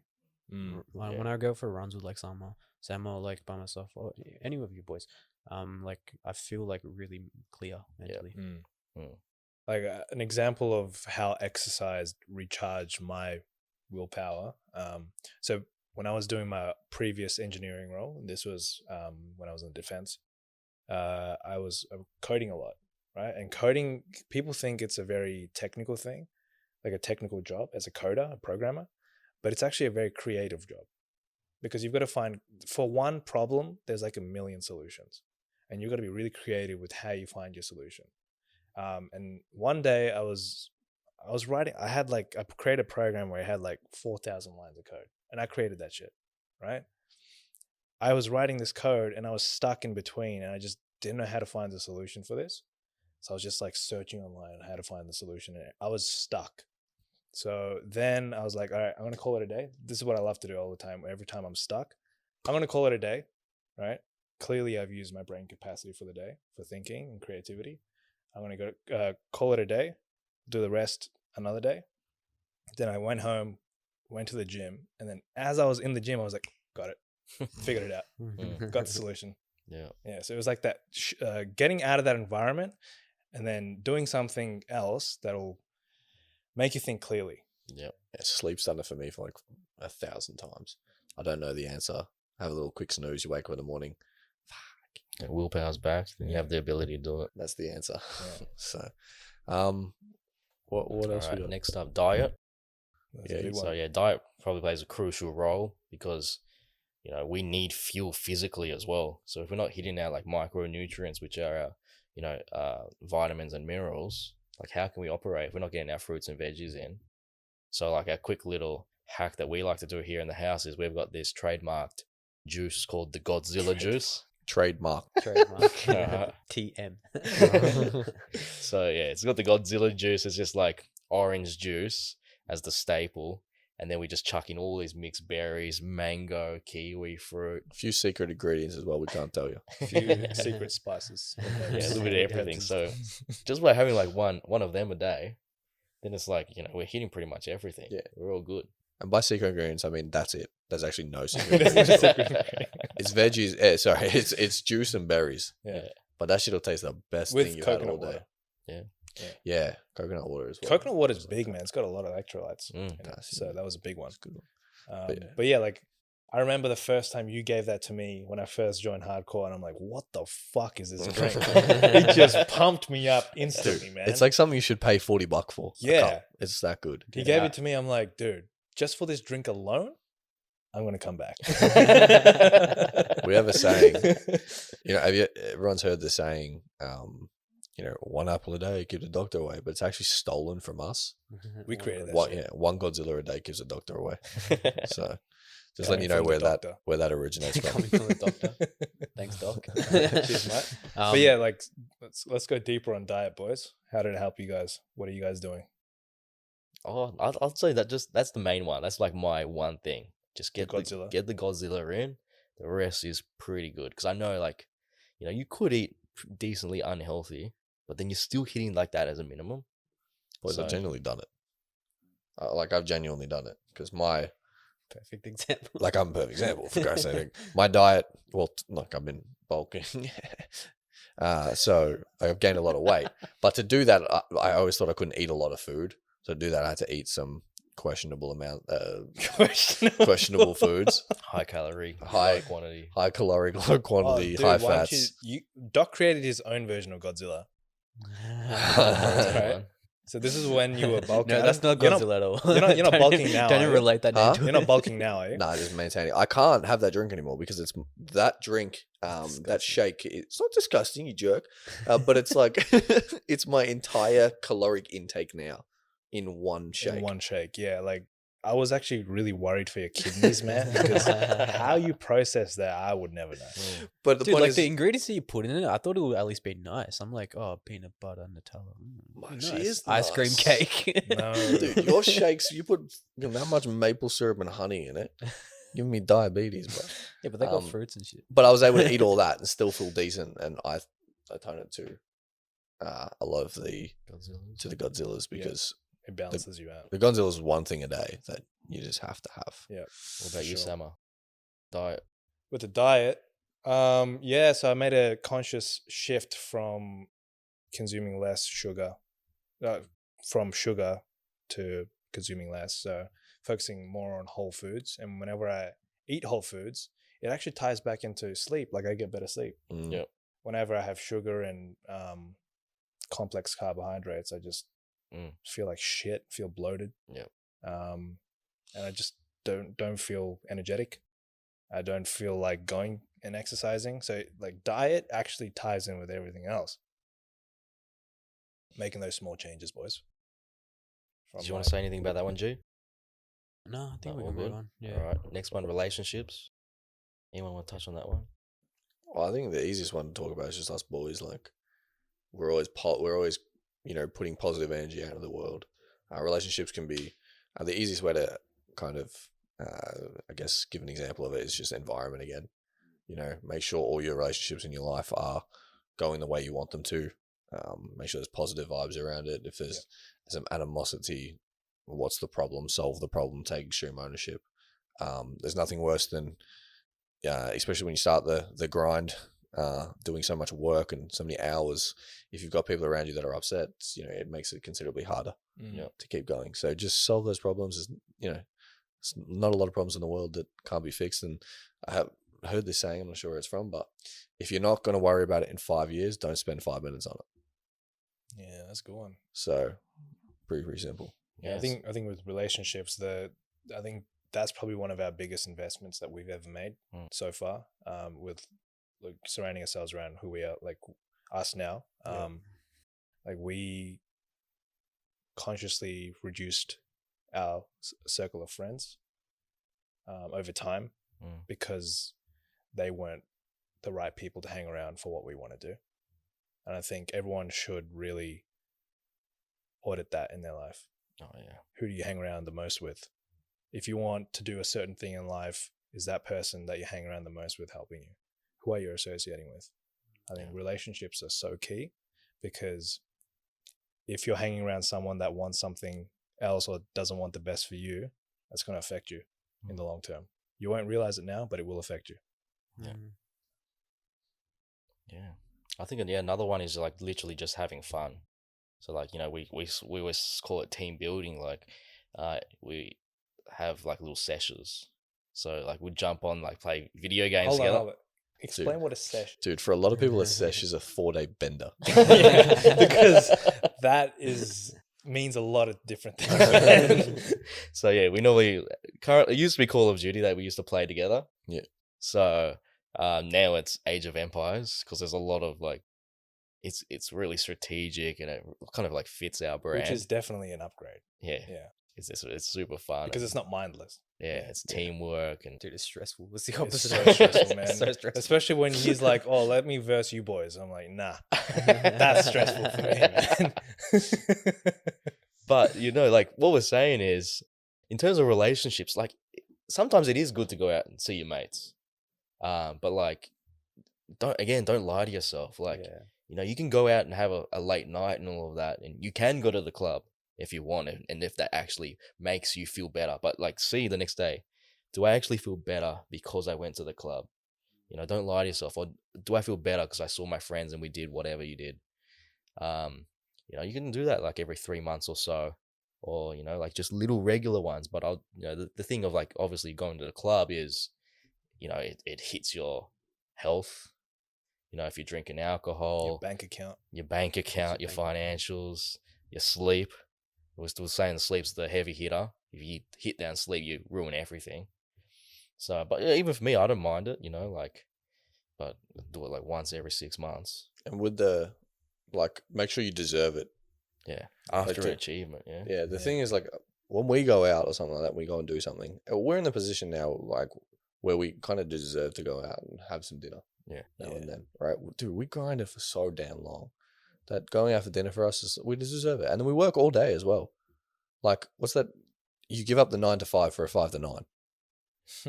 Right. Yeah. So we still, we enjoy going out for a dinner, and we deserve it. And we don't over justify. We don't go every goddamn weekend. We give up the 9 to 5 for a 24/7. It's literally, we don't have weekends. Every single day we're working. I 365 days. shit, But we love this shit. So it doesn't feel like work. Yeah. And like those big ones, like having the nights out and stuff, we only started doing them like once we had 6 figures, of capital invested. Like that was the goal. Then we once we got 6 figures, 20% interest rate, and it's making 20 grand roughly every year. That's now covering all of our bills. That's a major achievement. Yeah. Now we'll do some of this, silly stuff. Yeah. So now we're like ticking these big things off, and we're like, oh shit. We have everyone knows by now, and you made a recent post, like we're planning on going to Bali and going to travel and do those kind of experiences, and that's where we'll kind of do a lot of our fun kind of stuff, right? Unfortunately we can't do it here, but that's also a move on purpose. Like we're traveling, using our money to travel, which is perspective, experience, etc., etc. We're also doing it in different countries where our dollar is stronger, so you're not spending as much money. That's a good point. Yeah. So we're actually I think a key point is everything we do is thought previous. Yep. It's on purpose. I think that we have... I'm just going to go to the toilet, boys. Yeah. The reason why we're able to do that is because we've set ourselves up to do that. Everything's a strategy, man. Everything has been planned out. Yeah. I think, what's the next one? So it's just, a little bit of like self-reflection. Just really like we like to self-reflect every night, or as frequently as possible. Like, what did we do wrong? What could we do better? And if you don't face those things, like I always hear the saying, "Oh, you think too much." Oh, yeah. And I hate that one. That's like my biggest thing. Yeah. Please think more. Like, don't listen to Nike and they're saying just do it. We always think. There goes our Nike deal. Lost 2 things now. Dude, lost BMW and Nike. Good one, man. But yeah, we always say like, think more. Think so much that you like know the answer. And people say, oh, but the more I think, the more I get confused. That's what's supposed to happen because you're stuck halfway in the thought process. You're supposed to do so much more. Then you're like, all right, there's like kind of like two answers. I'll do the first one first, and if that doesn't work, then there's plan B, and I'll just do that one. Yeah. And then you can see there's like 99 other things that you could have done, and they all suck. So it's so important to do the thinking, not just like jump out there. I've got a bit of motivation. I'm going to become a chef or something. So yeah, do the self-reflection. And if you do that internal work, you're going to recharge your battery and not, feel so anxious and built up and all of that. Do you have any like tips on how to do that? Like, do you keep a journal or something, or do you? For me personally, I just self-reflect in terms of like just thinking throughout my whole day, like where did I mess up? And I'm really critical of myself. I'm like my harshest own critic. So I always say like, man, literally like, easy ones like podcasts. Or why did I say that word? Why did I accidentally butt in? Yeah. Or like, when we're just talking in general, maybe when I said hello to that person, I didn't say it with the best tonality, or I didn't have a good smile, or I didn't maintain eye contact. They could have interpreted that wrong. Just go through everything. That's what I do. But yeah, did you have a point that you want to touch on, you guys? I just wanted to. Yeah, I wanted to see. But you do journaling, don't you? Yeah. Yeah, but mine's a bit on and off though. Yeah. Yeah. Probably not the best. Still working on the example. habit. Yeah, probably not the best example. Because like I don't know. Yeah, it's not something that. Sometimes I don't like it. Yeah. Do you feel like it works? Journaling for you? I don't know. I genuinely don't know. I've tried a few different types of journaling. Yeah. And I don't know. I feel like I got to a point where like I was just writing problems for the sake of writing problems. If that makes sense. But what about that idea that we did where we opened up an Excel sheet together and we identified every problem you had in your life? Yeah. Everything that was holding you back. Yeah. And then we ordered it in terms of importance.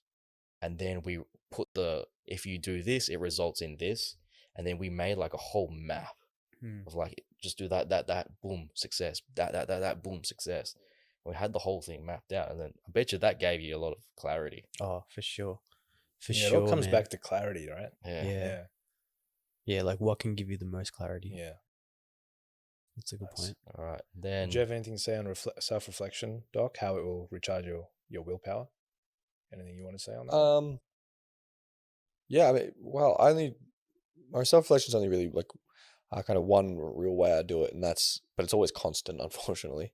My mind doesn't stop with it, but it's kind of when I'm sleeping, I'm thinking about interactions all the time, conversations I'm having, kind of the value I'm adding to everyone as well. Trying to always give my best self at all times. That's pretty much it. But it happens constantly and it happens always. It's never stopping. It's something like I'm always trying to help. How can I add value to you? How can I add value to you? How can I help you? How can I do?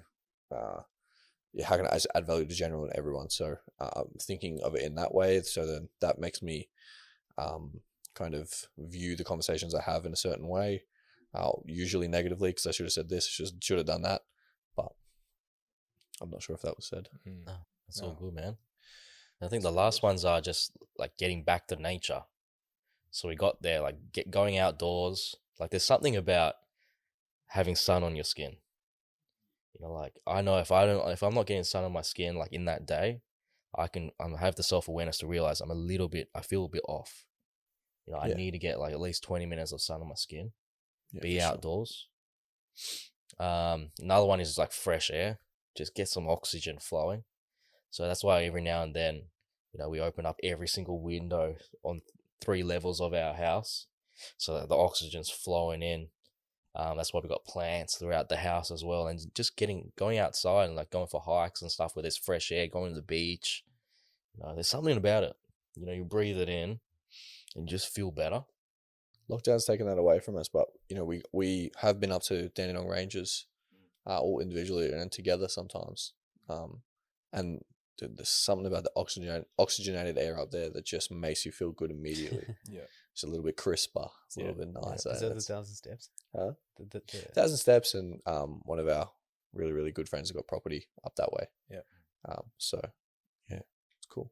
And then the last one is just like traveling. And I've heard that this comes down to, like evolution. We don't really know if that's correct or not in the science behind it, but the theory is that we were nomads before. So we were always like changing environment, going around and traveling. So it's like in our DNA now that we should travel. So, I remember like thinking, traveling is a waste of capital, it's not worth it and all of this stuff. And then now, like, man, I just can't wait to travel because I know when I travel in Bali, like, I'm more creative. I can pump out posts, and I'm like, actually, like, today when I did this post, man, it took me like an hour and a half. I couldn't be bothered. I'm like, but it's overdue. It's been on the to-do list for that long. But in Bali, like, man, I just can't wait. I just feel better. Or like, I can't wait to be in front of the camera and like get content and stuff. It's because you're recharged, right? Yeah. You see new stuff every day. You see new people, smelling new things. Everything's different. So yeah, I really like that. And then just the other thing that I heard, I don't know if it's correct or not as well, is based on evolution as well. When we used to be hunter-gatherers, that we used to run and chase down animals for such long periods of time because we're the only things that have sweat glands. So we're actually endurance athletes, or like creatures, endurance creatures, where everything else eventually overheats and falls like a gazelle. So to keep us motivated, somehow it aligns that just looking at far horizons is like a positive thing in our brain. And we get like a dopamine hit from that. So like just looking at long views.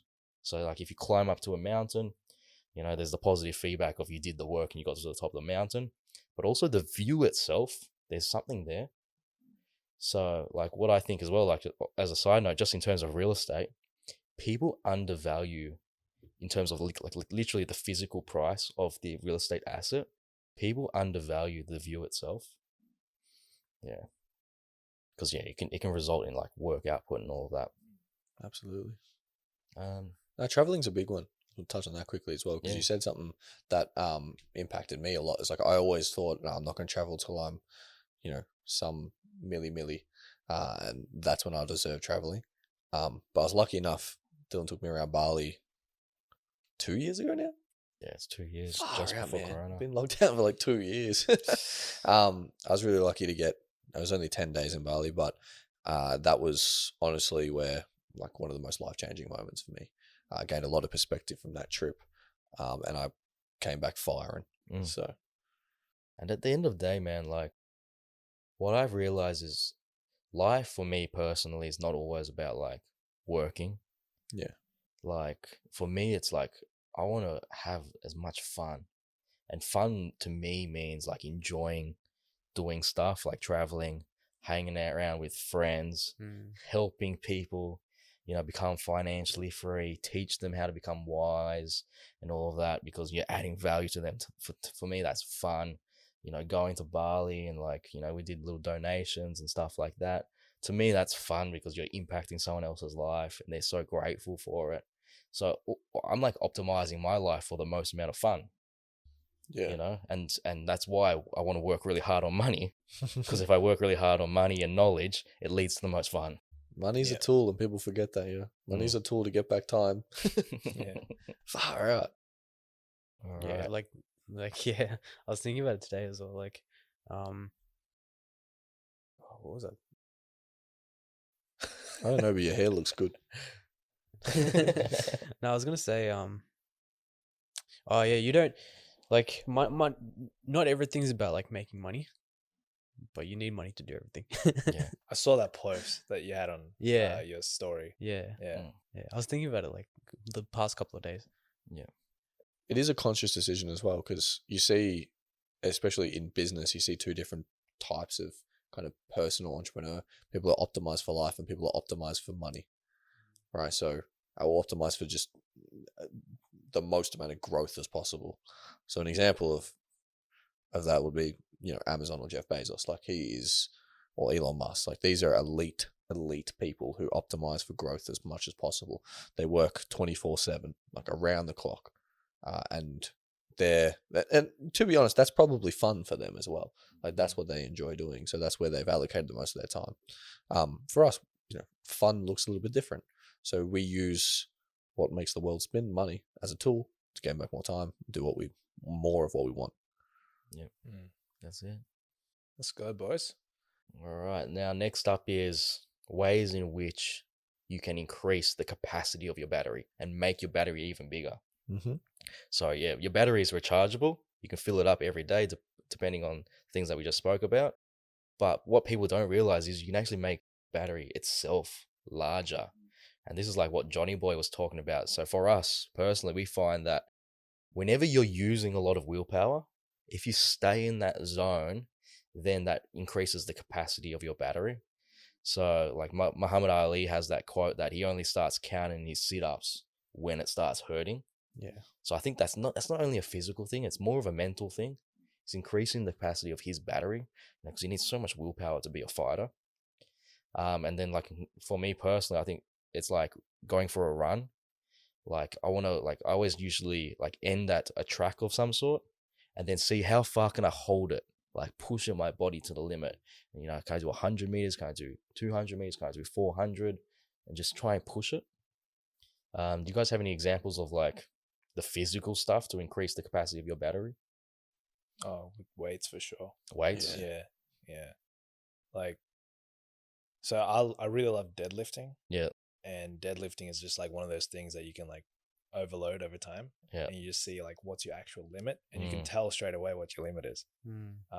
And it's always bugged me, like the highest I've ever gotten was 195 kilos on a deadlift. Well, that 200 number. Dude, I put on an extra 5 kilos and I just couldn't lift it. Yeah.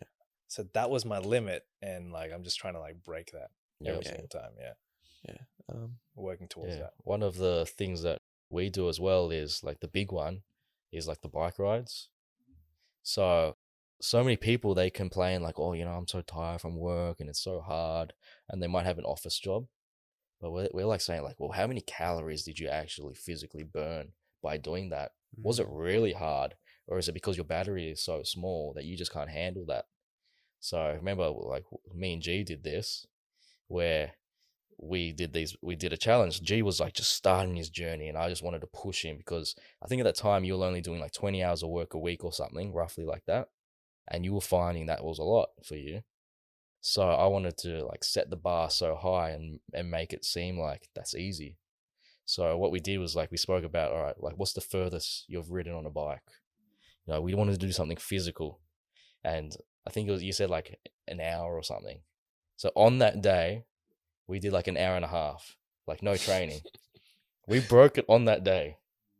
Then we said like, what do you think is possible for you to do in the next 6 months? Like how far can you ride? Like how many calories do you reckon you can burn? And I think you said like 3 hours or something. Yeah. We worked every single day, pushing our body to the limits, right? To increase the capacity of our battery, our willpower. And within 6 months, we actually did a 10-hour bike ride. And this was a trip to the city and back on the hottest day in Melbourne. We waited for the real scorching hot 40-degree day to push our mindset. Did G know about that? Huh? Did G know about that? Was he a part of that plan of picking the hottest day? I don't know. That's probably one of the tricks that we do. Let's be honest. He probably was not. And then the thing is, it was not just back up to the city and back. We decided to take the long way. So what we did was we did a massive loop up to the north. Then we went to the city. Then we went down to the south along the beach, back to home. When we got home, and I had, this is the trick that I had for him. Yeah. When we got home, I said, gee, we're not walking inside today. We've done 10 hours. But what we're going to do is we're going to do the lap that you told me at the beginning you thought wasn't possible. So that first 1.5 hour bike ride that we did on day one, we redid that lap. Oh, That's the biggest Then move. we came in. That's Let's the biggest go, move. G. Yeah. I didn't know that last bit, actually. Yeah. That's And then, epic. what do I say? Like when we get into this house, we sprint up the fucking stairs like men. Yeah. That's what we do. I was there when you boys walked in. I mean, you were sweaty and smelly, but y'all did not look beaten. Y'all looked fired up and ready to go.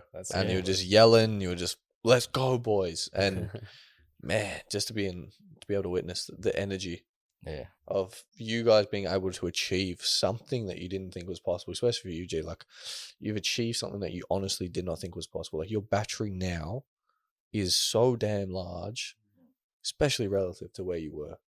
That's something you have to be proud of. For sure, man. For sure. And now you can't complain anymore because like once you've Yeah. 10 hours of physically writing is so much harder than 10 hours at a computer. Yeah. 10 hours at a computer is nothing. Dude, good You just need to luck. sit there and keep your eyes moving back and forth. Good luck. I was a little bit warm. I was a little bit cold. Mate, you just rode for 10 hours and 40 degrees. It's a massive confidence booster. Like, how did you feel after doing that? Like, what changed? Oh, dude. But yeah. Well, that's the thing. Like, fucking, I can do anything now. Like, literally, like you said, like, I can sit at my computer for like the whole day. Yeah. And it doesn't compare. Perspective, right? Yeah. And because I did it when I was young. So, like, I pretty much went into adulthood thinking, like, oh, like, working fucking 50 hours a week is easy. Yeah, You know? it's nothing now. One of the most impressive things was this when G started working 50, 70 hours. That was after this, right? Yeah, pretty much. Yeah. So I think I got the timeline right, where the most impressive thing we've all chatted about, three of us, objectively, is like you the week after or a couple of weeks later went straight from working 20 hours, 30 hours to 70 hours. Yeah. And held it. And like didn't just do it for a week, held it at that point. And like we've said, you slightly tapered off now because you're in a different position, but that's only recently. Like you held it for like two years, 2.5 years. Yeah. You held it that 70 hours a Yeah. week. And like, I think that bike ride that you're going to look back on, even if you don't now, that's one of the most detrimental, important things that's ever happened in your life. And it's such an attainable thing for people to do, to expand their battery. It's all mental, man. Yeah, for sure, man. Let's go, G. Let's go, G. Good day, G. What was that? All right. All right, boys. Hey, do you want to talk about your mantra? Oh, yeah. So the mantra for me is something that I feel like is super important, again, that no one talks about, especially on some people do, but not many. It needs to be said more often. But what I like to do is like have the habit. So like this is one of my most important foundations of who I am. One of the most important habits is to have like a mantra for myself. And it's just a reminder for like who I am. So like every single day, what my mantra is currently is like Dylan Weston is the greatest. And you know, it can sound egotistical and all of that, but for whatever reason, I just resonate with that. You know, and I've had different ones over time, but I just repeat that to myself every morning and every night. It's on my to-do list to just read it out, and just constantly doing that. Eventually, you start to believe it. And when you start to believe it, you know, like what greatest means to me is like just a human that is trying to be the greatest. That's what it means. Like really honestly trying. I do believe it. I'm trying to be the greatest human being of all time. Like, you know, just a beautiful person. That's my goal. So I just constantly repeat it. Dylan Weston is greatest. Dylan Weston is greatest. Dylan Weston is greatest. Dylan Weston is greatest. Dylan Weston is greatest. And then, you know, I really 100% believe it now. You know, call me crazy or whatever.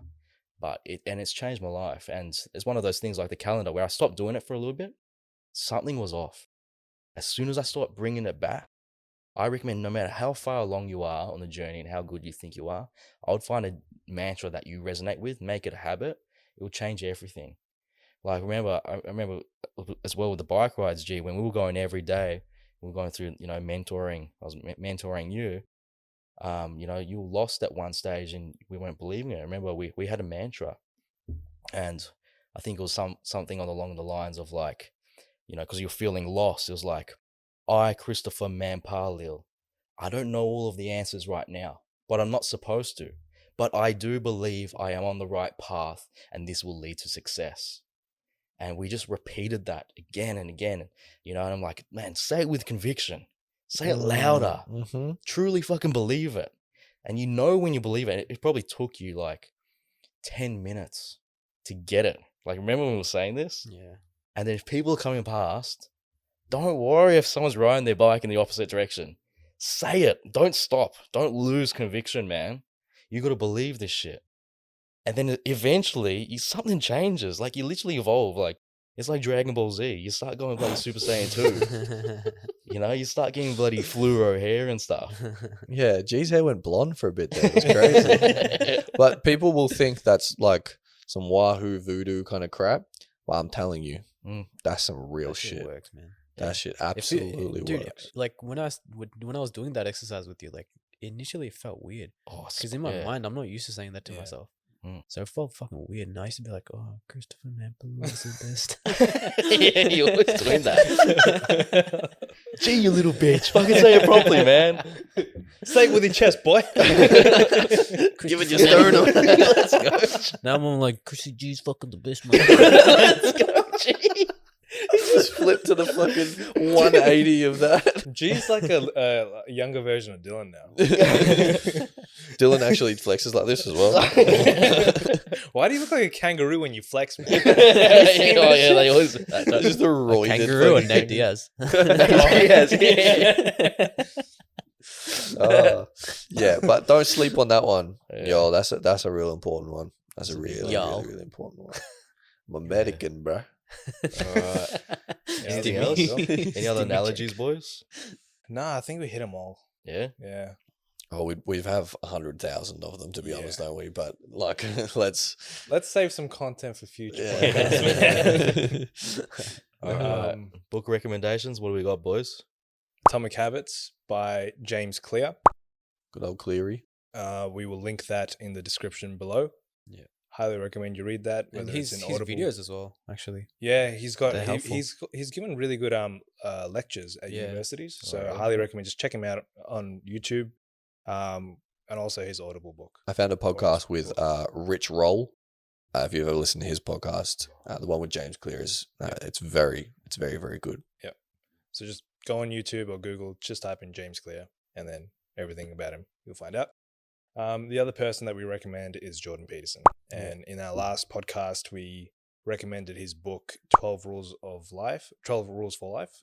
And yeah, you just check out that book again, or just go on to YouTube and then just type in Jordan Peterson. He's got his own YouTube channel, and he's on a ton of podcasts. Like there's so much information about him. Yeah.